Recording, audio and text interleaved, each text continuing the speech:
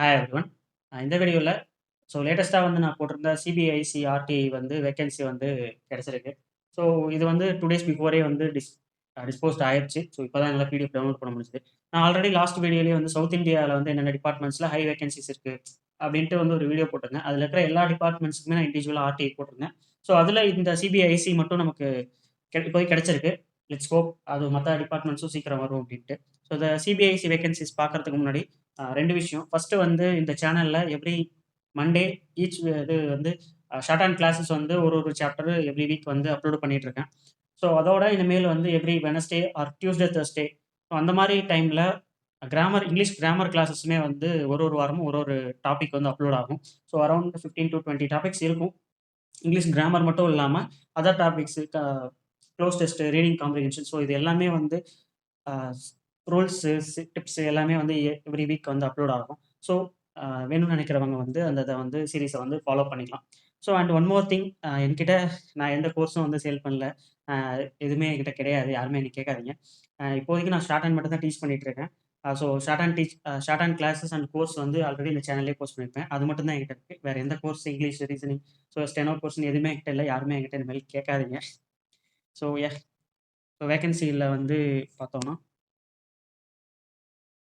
So இது grade C I think. Stenographer grade 1. Grade C இதில நம்ம சென்னையில பார்த்தீங்க அப்படின்னா, ஜெனரலுக்கு 10, SC, ST, so EWS around 14 vacancies இருக்கு. ஸோ கஸ்டம்ஸ்ல பார்த்தாங்க அப்படின்னா, வெறும் 2 வேக்கன்சி தான்.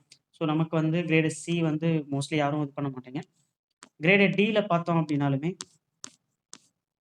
ரொம்ப சின்னதா இருக்கா? ஜூம் பண்ணி போக வேண்டியது. ஸோ இது grade 2 grade 2 sorry grade D. Chennai ஜிஎஸ்டில general 14 vacancy. So SC, ST இருக்கு. ஓபிசிக்கு சுத்தமா வேக்கன்சியே இல்ல. டோட்டலா 23 வேக்கன்சி.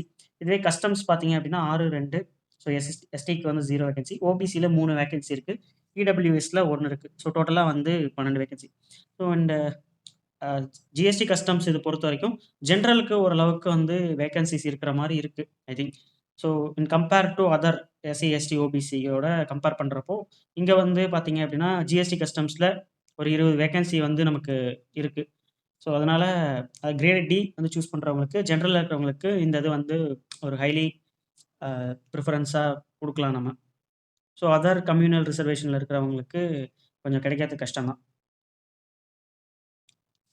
ஸோ அடுத்து இதோட நான் 2025க்கு டிஸ்க்ளோஸ் பண்ண வேக்கன்சியும் கேட்டிருந்தேன். அதுவுமே குடுத்துருக்காங்க. இப்போதைக்கு இது டென்டேட்டிவ் மட்டும் தான் சொல்லியிருக்காங்க.